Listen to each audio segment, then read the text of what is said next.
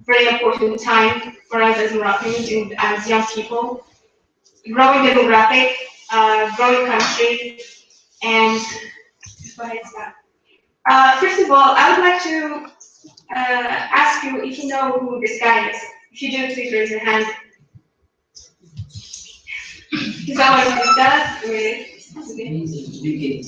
Yes, of course. The multi-millionaire and director of Microsoft. Do you know who this guy is? Steve Jobs? Yes. Scientist, astrophysicist, and one of the smartest, if not the smartest person on Earth. Now, the picture I'm about to show you after this was made as a parody. It was made as a joke, and unfortunately, it wasn't taken as a joke, but by a lot of young Moroccan people. It's in Arabic, and I think everyone here can read Arabic. Now, it says that Iman al-Arabic Islamiyya, there's a picture of Bill Gates and Stephen Hawking, and it's supposed to be a picture of a young Algerian man who had an electronic syndrome after playing too much video games. Now, this was made as a joke to parody what we see as young people on social media often. We see these posters or flyers made to spread information, which is most of the time misinformation. Now, the sad thing about this one is that even though it was made as a joke, anyone who has a proper brain would know who these guys are, and that the information on this picture is false and it's ridiculous. It was still taken seriously by a lot of young people who obviously should know better. Now, what is the problem here? What we see here, what happened with this picture and many others that are posted online every day, is not the problem itself, but just a symptom. When we talk about science and Morocco and youth, it's a very complex relationship. Science, of course, we all know its importance. We all know from this event that we have right now that a lot of young people are interested in it. It's going to develop our nation even more than it already is. Since as Moroccans, we are thankfully better off than most of the countries right now in the Middle East and North Africa. And in terms of security and economical development and a thriving demographic that is us as the. But we still see that the mentality of young people and what they're capable of is not up to date with what we need, what we're going to need as tools or as tools for the future that we're going to build for our young people. Our first point is going to be media. It is going to be split into 2 points: social media and traditional media. Now, media is, although in the public communication of science comes in many forms in the West, well, throughout the world. I mean, and when we talk about the East, we're not talking about the Middle East only as well. Media lags behind in the Arab world. Traditional Arab media or Middle Eastern media or Moroccan media especially, in particularly TV, have failed to communicate science well to the general public. We do not have our male degree specimens, Brian Cox or Bill Nye, Science Guy, and many other popularizers of science that other societies throughout the world have. If you don't know who Neil deGrasse Tyson is, or Brian Cox, or Carl Sagan, these were scientists, or are still scientists, from different fields who had TV shows and documentaries that broadcasted on TV, on primetime TV, for years. One of the most popular ones throughout the world, and especially in the West, is Cosmos with Carl Sagan. I don't know if you've heard of it before, but it's really popular. And it's one of the popularizers of science among not only young people, but everyone. Everyone who sees his face knows him, and he used up-to-date and simplified methods to explain complicated scientific terms, scientific methods, and a lot of other related topics. Back to the social media issue. We are all familiar, I suppose, here with Facebook and social media and how people use it to post information that they think is going to help others.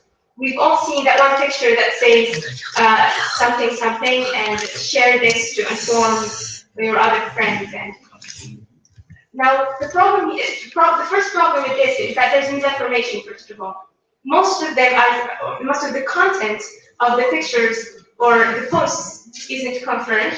It's not true, and it's not well researched. Yet there's the problem that young people will still share it simply because they can relate to it, simply because they think that whoever posted this is going to be true and honest with the information he posted. And there's a severe lack of critical thinking. There's no questioning the content that's been posted. There's no asking for sources of what's been posted. And of course, there's no acceptance of people who are skeptical about what's being posted. Next, you have traditional media. As I mentioned before, lack of anything science related on our TVs. We have channels here in Morocco for pretty much everything. We have that one channel, Arabia. I don't know if you've ever even seen it. It doesn't, like, no one watches Arabia. And even when you do, the shows on it are very, very old, very outdated. Rarely do you find any on it that have to do with science. If you do, they're usually not that well made. And of course, none of them are locally made. None of them are Moroccan products. The one documentary that we can say is a well-researched scientific documentary that we have, or a documentary series or TV show, is Amudu. I don't know. Did anyone here ever heard of it? No. Yes. It's an award-winning show. It's been running for 10 years, and every episode has something new to offer. Yet again, it isn't one of the most popular shows we have. We have Rashid shows that, sadly. We have shows that talk about things that no one really needs, and we make a big fuss about them. We air them more than anything else. There's reruns, there's ads. Well, when there's never any ads for the documentaries that should be sometimes they air some documentaries that, first of all, are very old. Secondly, they're not locally made, like I said earlier. They're usually from the 70s American TV, and they air at 6 in the morning. This isn't, it might sound funny when you're talking about it, but it's a really dangerous issue. It shows that the people who this TV is made for, this media is made for, or the people who make this, know very well that the people of this country are not interested in anything brain-related, anything scientific, anything that has valuable information. Now, on top of that, we have an absence of media coverage of scientific discoveries. I've been paying attention to this lately a lot. Whenever there's a breakthrough in science, whenever there's a scientific discovery, whatever field it has to do with, whether it's space or medicine or physics, our news make no coverage of it. Even the discovery of water on Mars barely made it to the news on our channel. While it was on international channels for hours, it was the main news that happened. It was when it was like for 1 minute on one channel on the news. Again, this shows that not only are we not even bothered by this disturbing fact that the people who make the media for us, and us, the consumers of this product of the media, do not really even care. And when things happen, we don't ask why isn't our media showing us what's happening around the world in the scientific field. Now, the question we must ask ourselves now is, what came first? The media's lack of coverage of scientific matters, or the audience distaste for that kind of information? Next, we have culture. The question I asked just now is similar to the question of who came first, the chicken or the egg. No one really knows, but it's probably the chicken. Yeah. Now, here is the same issue: who came first? The media's lack of coverage and documentaries and everything science related, or our disinterest in these topics. And where does this disinterest come from? Why are the people, the audience, and the product makers and the media authorities not making any effort to change what's happening? First of all, we have the remains of the fall of the golden age of science, invention, and discoveries. This event we're at right now, that's been organized by Ryan Association, talks about our scientific heritage. As Middle Easterns and North Africans, we had our golden age of discoveries, of science, of invention, research, and everything related. And it was thriving in a lot of other ways, politically and economically. But when these stopped thriving, when the Middle East and North Africa started falling, the civilization started falling politically and economically, it also was followed by stifling scientific thought, free thought, and imposing a lot of strictness on it. A lot of scientists were banished, as we might know. Actually, some of the 14 scientists that my association involved in their event, the ones that you might see downstairs if you go downstairs, an unfortunate percentage of them were actually banished from the Middle East. They were sent to Europe because they weren't accepted here, or the research or what they brought wasn't accepted. You might have heard of Al-Ghazali, his famous saying, "من زمان قد تحدث," or his book "Tahafut to Tahafut," and many others. He wasn't the only theologian who brought about this. There were many others, and the masses, of course, took this to heart. This is when we started accusing scientists and philosophers of being of heresy. We started accusing them of blaspheming whenever they brought about a certain topic. This is when Greek philosophy, which was the basis of Middle Eastern scientists at the time, this is when it was starting to become considered anti-Islamist and therefore banned. Now, all of this that happened centuries ago did not disappear with time, unfortunately. It rooted itself in our culture, in our mentality, in our thinking. Up until now, you might have noticed in our high schools, when you're in philosophy class, there's at least one person who's going to say that philosophy is or should be haram, and that it makes you question everything, therefore you shouldn't deal with it. We demonize philosophy, and then we can't comprehend some very important ideologies or some very important ways of thinking, of considering different ideologies from around the world. We become closed mentally, and to add to that, this way of thinking of giving science a very, very small importance, of not even considering it a building block of a proper society or a proper civilization, this is all rooted in us after centuries of this way of thinking, of demonizing science and rationalism in favor of theology. Next up is education, and this comes right after culture because I think culture, it starts from the time you're being born. Your brain becomes wired with whatever's prioritized in your culture. But education can change some of these things to the better. Education is the key to change, and nothing else can improve our situation before education.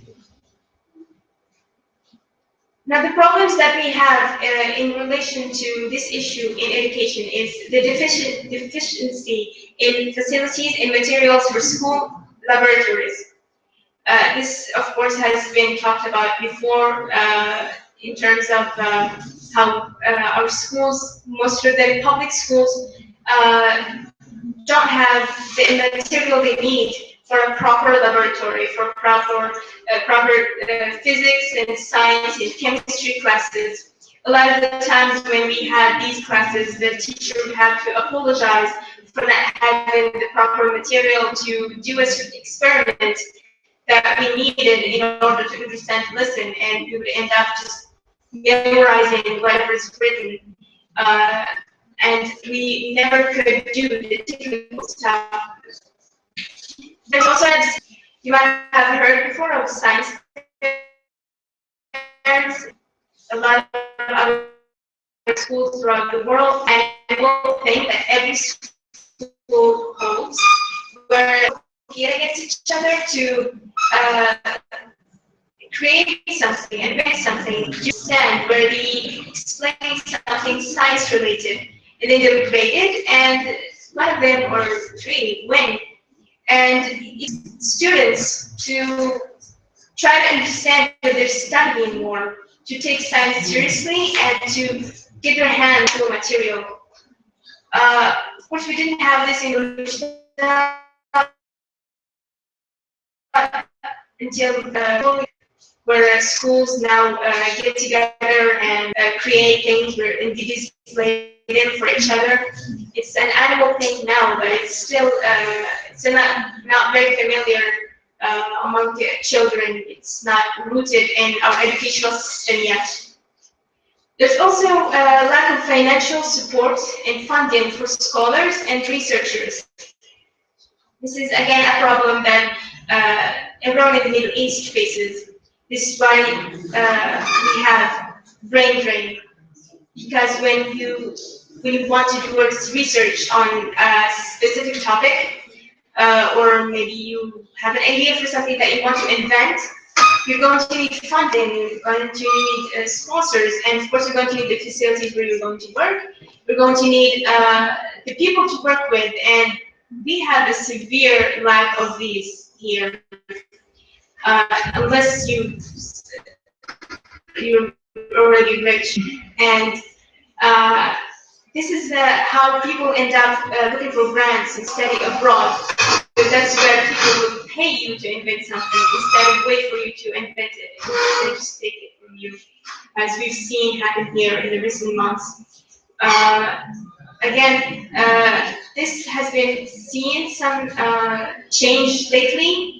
There have been some considerable changes where the government has been trying to fund facilities and fund research, scientific research more, but it's nothing big enough to make some considerable change. Next up, we have government. Scarce governmental spending on scientific research. This relates to my previous point.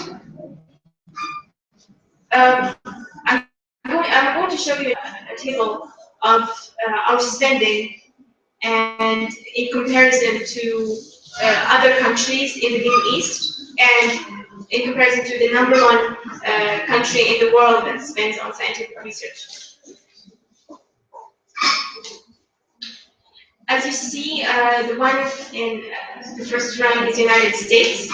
It spends about $405 a year. That's about 2.7% of the GDP of the entire country.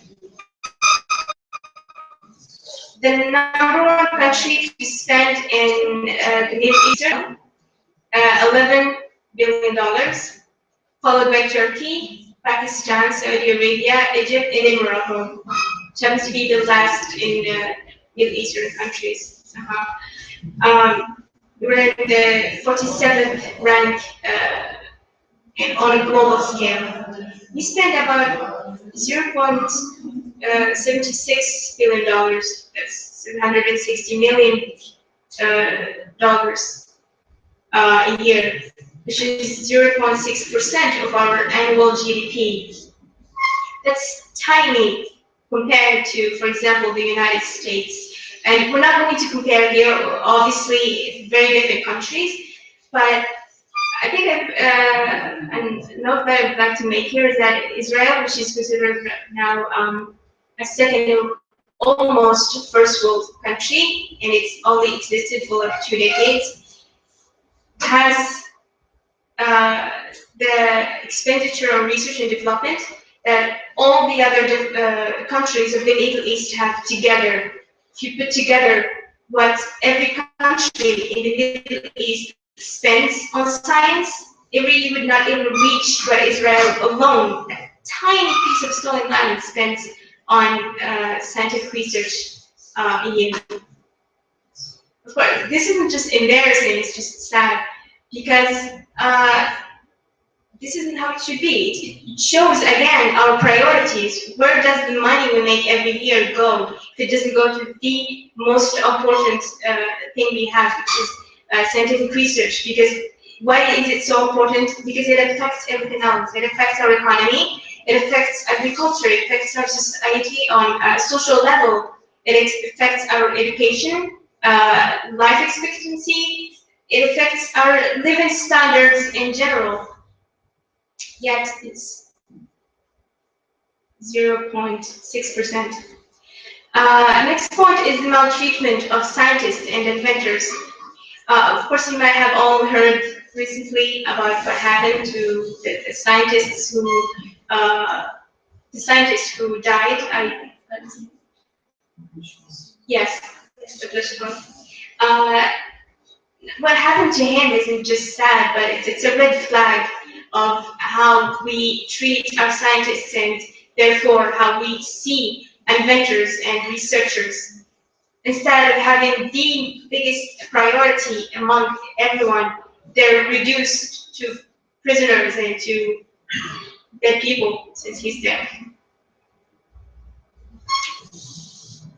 Next up, I'm going to talk about why it should be a priority for us as Moroccans.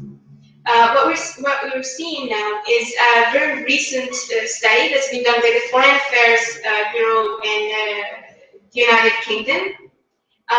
This was done annually to show rich people where they can or can't go, which is the safest place for them to go. The countries in red are countries where safety is near non-existent. These are the places that you cannot go without risking your life seriously. We see here that it's Libya, Mauritania, a couple of other countries, what's now known as the ISIS territory.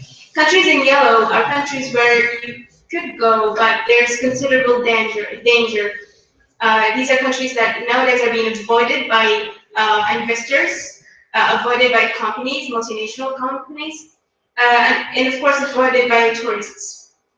And the countries in green, which Morocco happens to be part of, are countries that are completely safe for companies, investors, tourists, and people who want to live there. Morocco, in terms of security and safety, is now on the same level as Western Europe and North America. This hasn't happened before. Now, when we talk about this level of unprecedented safety here in comparison to all of the Middle East, and we also see that there's a change in our economic state. There's a rising GDP. There's reforms with the constitution. There's reforms on the government as a whole. There's just a lot that's happening that's positive. Yet we're not seeing much in terms of science or scientific research and development. this can be the changer, the one that changes everything. When we focus on it, we're going to be able to advance, to become a great nation, and perhaps be where the golden age, the next one, the next golden age starts. Now, before I end this presentation, I'm going to show you a video of what happens when everything goes wrong with scientific research and wait.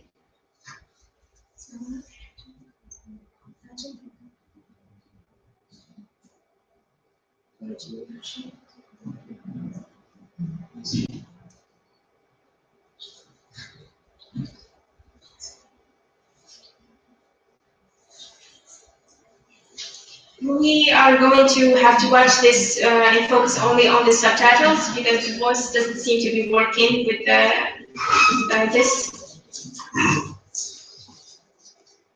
This is an example. It's an example of what happens when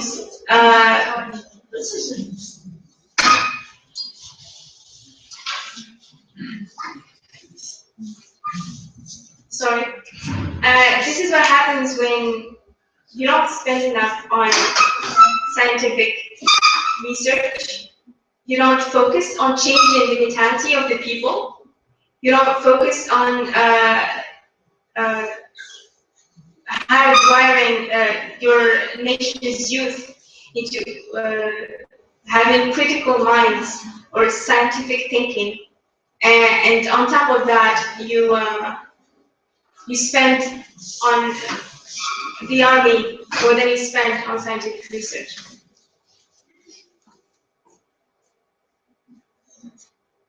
I'm going to go ahead and watch it anyway with the subtitles.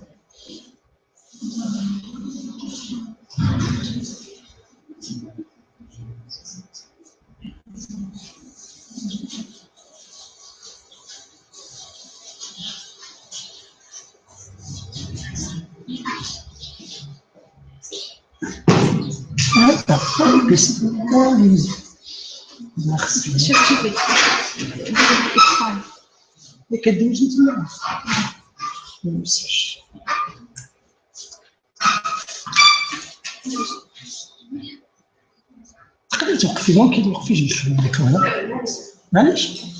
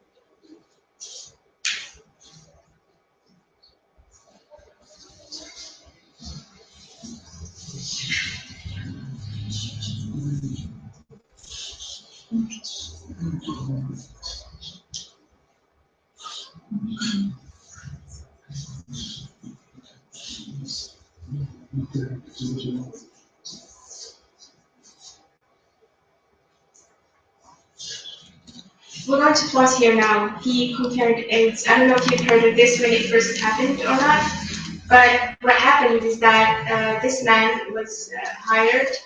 He's not, in fact, a scientist. He's not a researcher.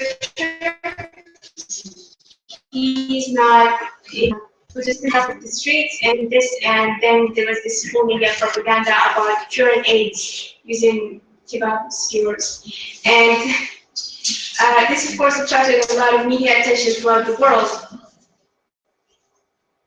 And somehow we still make similar mistakes. We see in our own society people claiming miracle cures, people claiming things, envisioning things that can't even exist. Yet instead of questioning it at the very beginning, we spread it everywhere. Now, what I invite you to do now is to not only start thinking critically, but start asking why we do what we do right now as a society. Start discussing with your friends and with your family the topic that we just talked about now. Start, instead of zapping through the documentaries you see on TV, pause for a second and maybe try to understand what's being shown there. Now, and we're going to have a few questions, comments, and a discussion with everyone here, hopefully. Thank you for listening.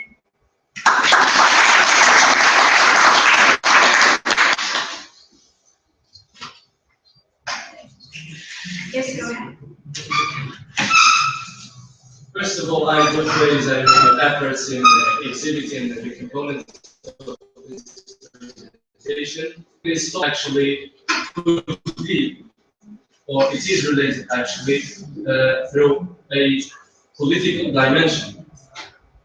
I mean, meditating the components of your presentation, I think it has much to do with politics.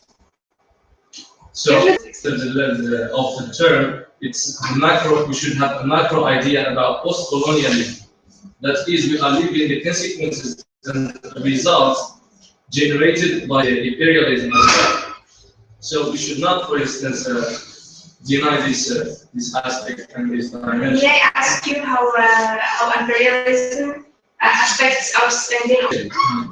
Going back in history, we find that Europe was living or was witnessing a kind of crisis.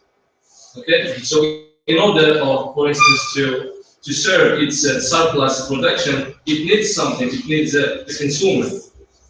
So in the process of serving and the third world countries and establish a kind of institutions that prevent the same countries to not be compared and to not have a competition when it comes to scientific researches and all these inventions. So that's obvious. We see what institutions? Right now we are independent, actually. I don't think so. Yeah, but that's reasons I would not, claim our independence, because we are not independent actually. We are morally, culturally, I'm talking politically, but it's not exactly 100%. Because if we are, we'll be advanced as you claim. Because we have advanced and we have a much recognized worldwide qualities and scientists, but did not seek and did not find their ways to be appreciated. And one of the best examples and the paradigm we can give in this instance is Mr. Abdullah Shakrat. It's obvious. Only those sinners and who do trivial, preposterous things are being acknowledged, are being rewarded by. But who is rewarding them and acknowledging them? They're Moroccans, these people. They're not Europeans. But we should actually reassess. We should reevaluate our perception to what is best for our country. Exactly. Instead of rewarding a singer or someone else, we should give at least the appreciation for those who make efforts to make this country go forward. Yes, I agree with you. And he said, I just have one point. We tend to do this thing where we victimize ourselves and blame the outer forces. We have to take responsibility